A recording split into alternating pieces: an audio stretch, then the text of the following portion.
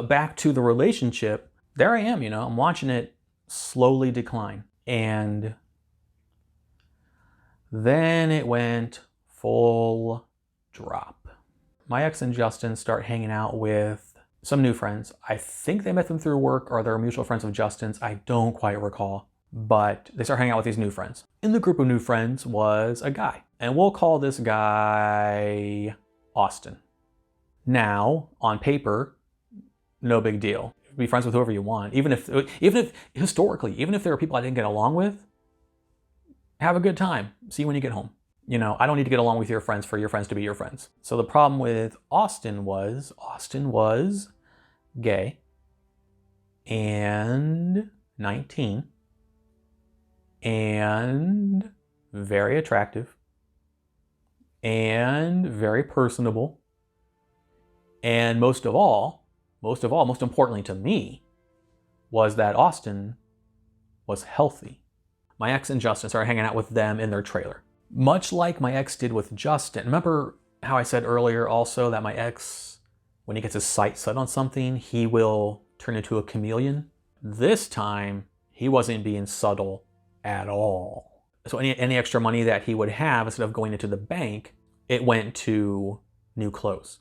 His style changed significantly. Just kind of like when he was kind of interested in Justin, he got a lot more band shirts of Rush and Grateful Dead and Pink Floyd that he didn't have before. And again, maybe it was coincidence. I don't know. This was not. He started just changing the way he dressed. And I thought it was really weird at first. But then I finally met Austin and it clicked.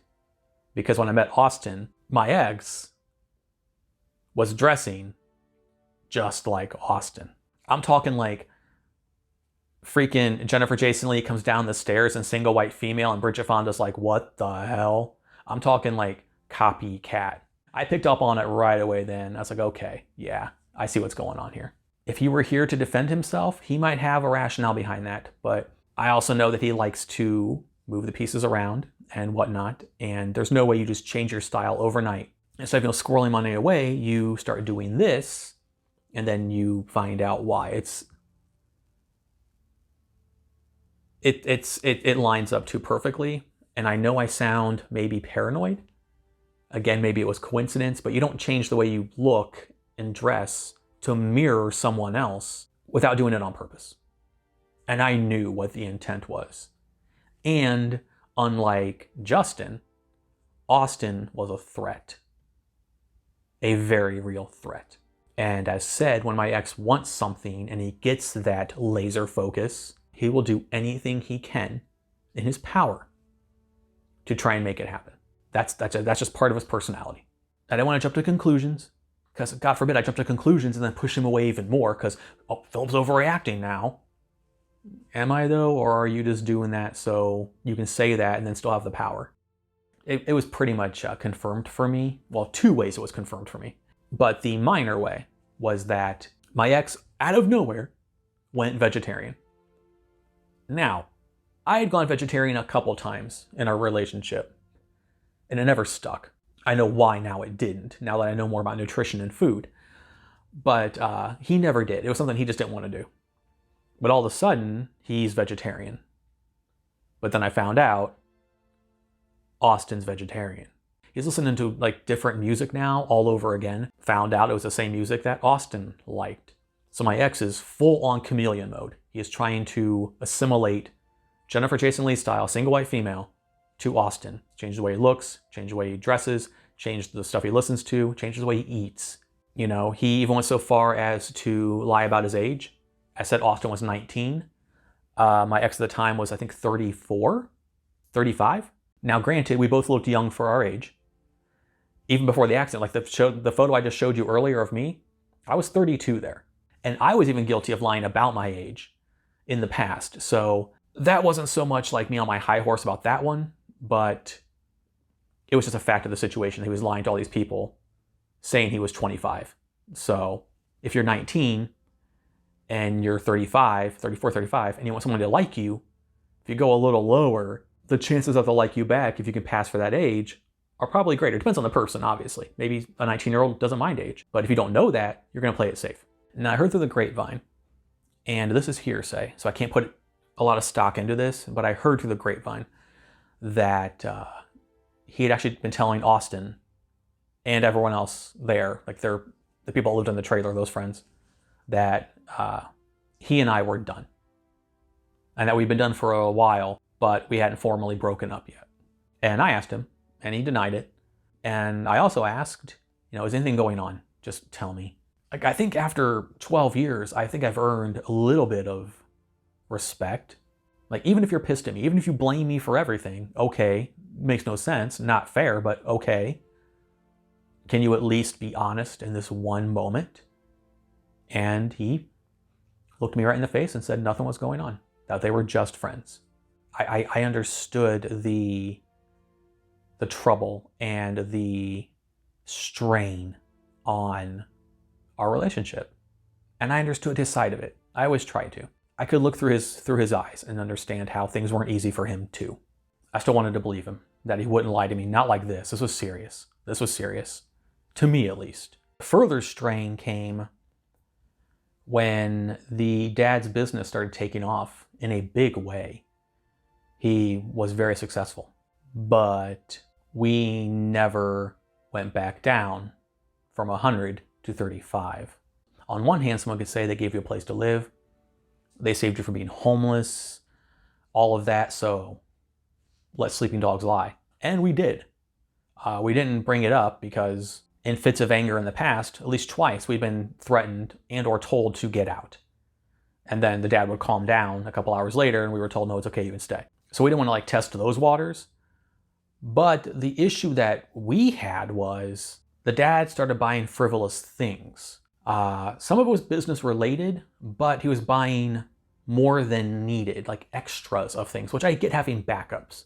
But if you can afford backups, then maybe can we go from 100 to 50 so we can put some money in the bank? Or at this point, give my ex more money to spend on clothes. But the dad was buying new electronics and video cameras and drones. This is back in 2012 when drones were kind of new. And much like when, computers were new and, smartphones were new, when they're new, they're expensive. These are not cheap things. Drones are not cheap. And if you can afford to buy them, you have expendable money. And this was a complete vanity purchase. I'll never forget the look on my ex's face when the dad showed the drone to my ex. If you can take the look of, are you kidding me? That was the look. I wonder to this day if that was the final straw for him as far as wanting to be there. He wasn't happy. But you can't say anything, of course, because how dare you? So it was just this weird continuing storm of things happening, from distancing himself to trying to make Justin happen to that not working, and then just turned into this perfect storm of Austin showing up, and Austin's a much better candidate now than Justin was, and a much more viable candidate. And then the issue with Austin became even more of a problem because not only was he going over there to hang out, he was staying the night a lot. And still, supposedly nothing's going on. He said he slept on the couch or on the floor in Austin's room, but nothing's going on. I will never accuse him or Austin of anything that happened or saying that anything did happen, but I know my ex. I said before, I know him. If you are a 35-year-old gay man and you meet a 19, very attractive, very personable, very cool personality, awesome dude, and you're not only spending the night, but you're sleeping on his floor, and you've changed the way you dress and the way you eat and the music you listen to. I can't say for sure because I don't have proof, but yeah, come on. There I am, I'm watching my relationship just slip through my fingers, and there is nothing I can do. Nothing I can do. Clearly now, my ex is in full-on exit strategy mode, and I see it now. I think Justin was attempt one, but that was a dead end that everyone knew was a dead end. This has distinct possibility, especially if you were trying to go out of your way to woo someone and use the fabrications of yourself to seem desirable. To, look how much we have in common. Look how alike we are. We like the same things. And then the the day of reckoning came. One day the dad got a virus on his work computer and made everyone in the house scan their computers, which makes sense. Viruses can travel over a network. I know me and the younger brother were quite computer savvy. We were pretty confident we didn't have a virus. The younger brother scans his and Justin's computer. I scanned mine and my ex's computer. Now these are 4 separate computers.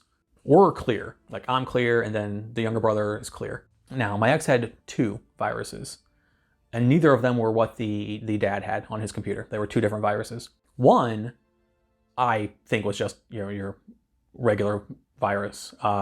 It was attached to some really strange files that, yeah, we'll leave it at that. They were weird files.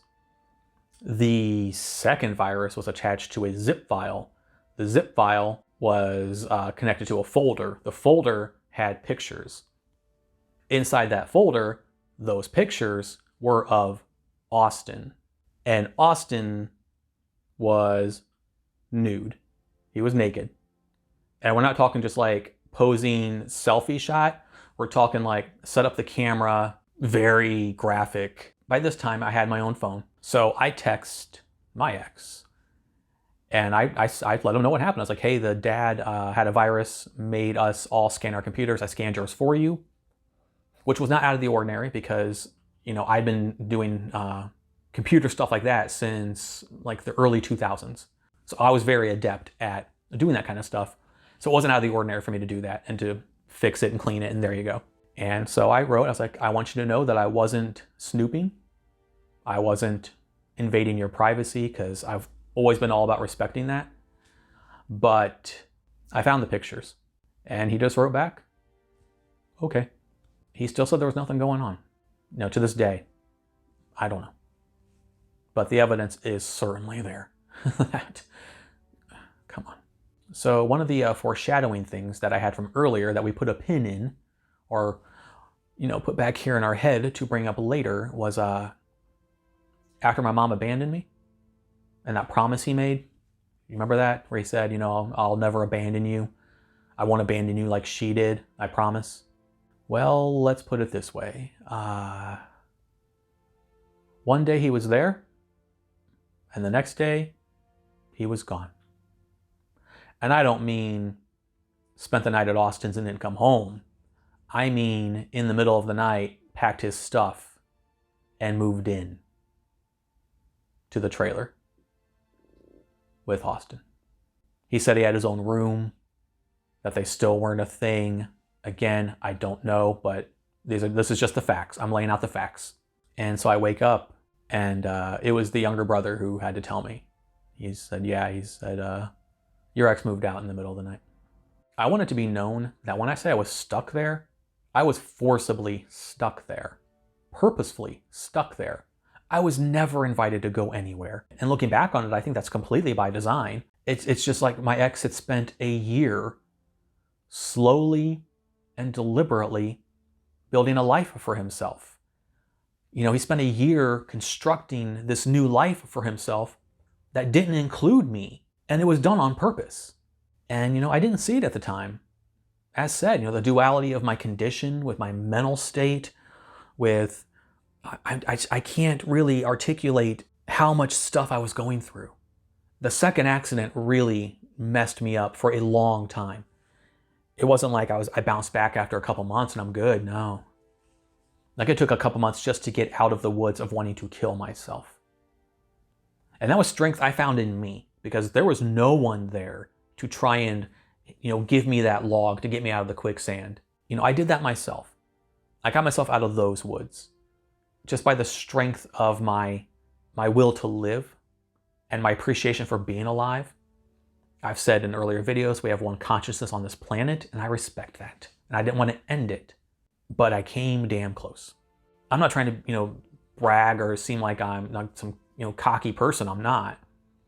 I clearly have no right to be. So, I said I didn't see what was going on at the time. And then by the time I did, it was too late.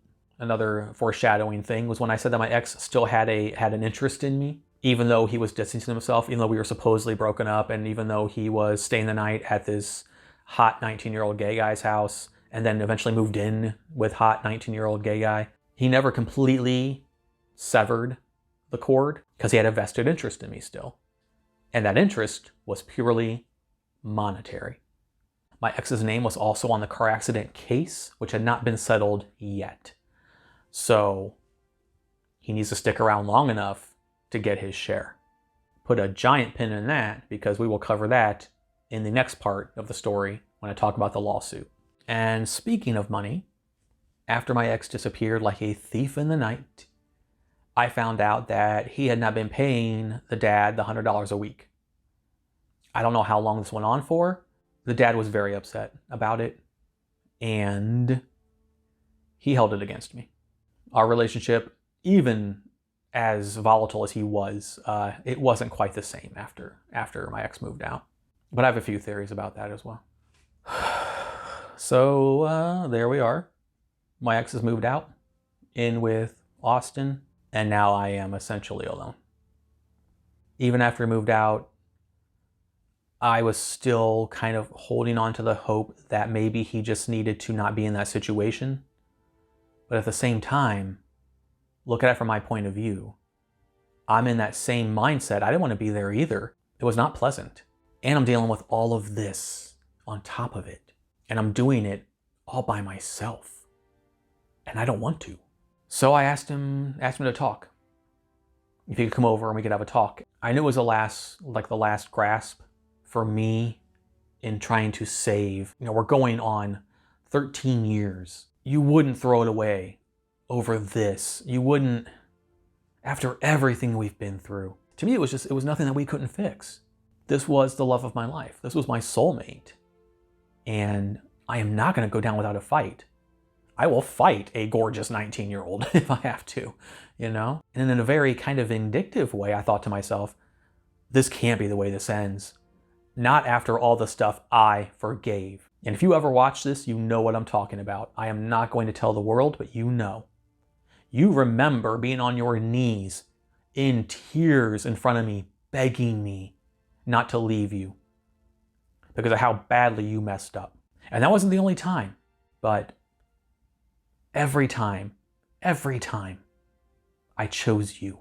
I chose you over a 20-year-old who was very good looking and had a great personality, and I got along with great. And I could have seen myself have a life with that guy. I was 28, he was 20, so I was flattered that someone younger would be into me like that. Didn't lie about my age on that one. Not gonna throw stones, but facts are facts. And the fact is, I forgave so much. I forgave the times that I should have left you in my rear view and just left you in dust. And I didn't. I chose you every single time. Yes, I was angry about my ex going to jail and not being there and the stuff with Justin and actively chasing after Austin. And after all of that, I still had hope. And yeah, we had our rough moments. Everyone does. But we had something special. We really did. I can't put it into words. Like if you knew us as a couple, you know what I'm talking about.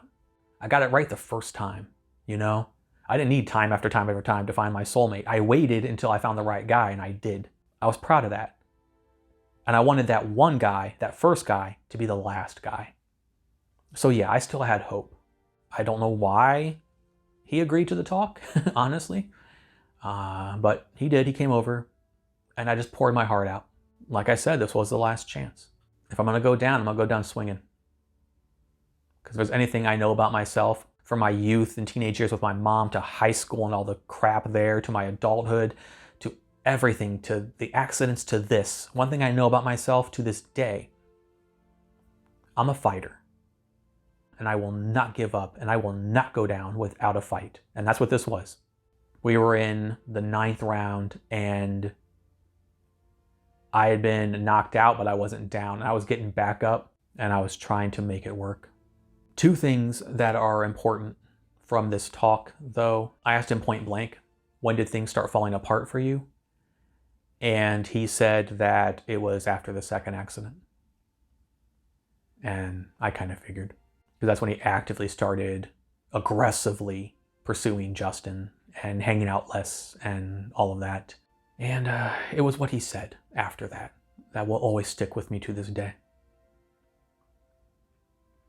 And I quote, I decided then that I didn't want to put my life on hold anymore.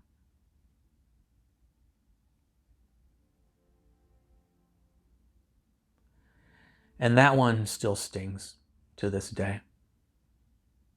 To know that I went from the love of someone's life to nothing more than an annoying burden. That I had been abandoned again after being promised that it would never happen. Abandoned by my mom. And now by the one person that I trusted more than anyone to not do that, that promised me he wouldn't. The one person I thought would be by my side through the thick and the thin, just like I'd been there for him. And the thing that stings the most is not just that stings, it hurts. To this day it hurts. It's been 6 years since I heard that. But when I forgave you for all the stuff that happened, it was because you did things wrong. You needed forgiven. When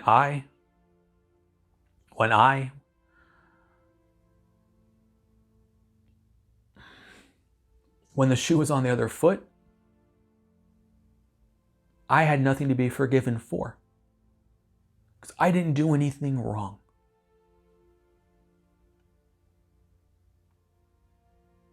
And I hate to be the victim. I hate to be the martyr. I don't like people that do that, and I try not to.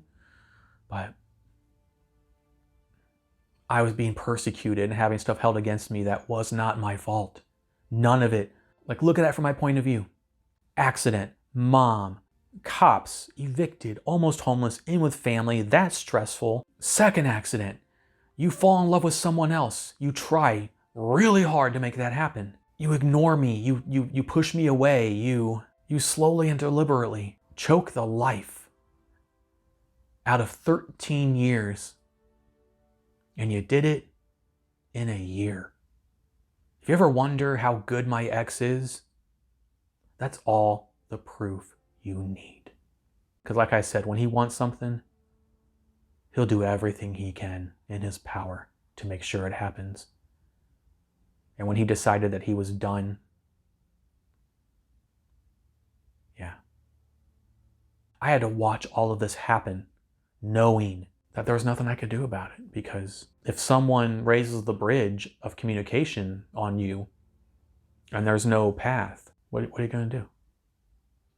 If they've made up their mind, this is what they want, this is what they're doing, and they methodically work towards their new goal, what can you possibly do? Something else that is important from this talk, this last talk, like this at least, I guess, I still consider this our last official talk as boyfriends. I'm pouring my heart out because what do I have to lose? I'm already losing, aka sort of lost. And yeah, laid it all on the line. Laid it all on the line. After I was done, his reaction was this. Come here. And I said, no. I want you to want to work on it. I want you to want to embrace me because you want to embrace me, because you love me. Not because you feel obligated to due to length of time or pity. I don't want that. And then after that, I was standing up and he was sitting on the bed, on the edge of the bed, and he was staring at the ground. You could tell that we both knew how serious this was. Part of me wants to think that he finally realized the gravity of everything that he had been doing, but that would take, self-awareness and an admission of intent. And I don't think he was quite there yet. If he ever got there at all, I don't know. But yeah, he's sitting there and I'm standing up and I look right at him and I quote, again, word for word, I said this to him. If you leave me here, if you leave me like this, I will never, ever take you back. And he just nodded and he said, I know. And then I left and I went for the longest, most emotional walk. That was the last time we talked like that. And that was in December 2012. To put it in perspective, my ex moved out of the house about a week and a half before Christmas. So, and 3 years since I was told that I would not be abandoned. And there we are. My relationship is over.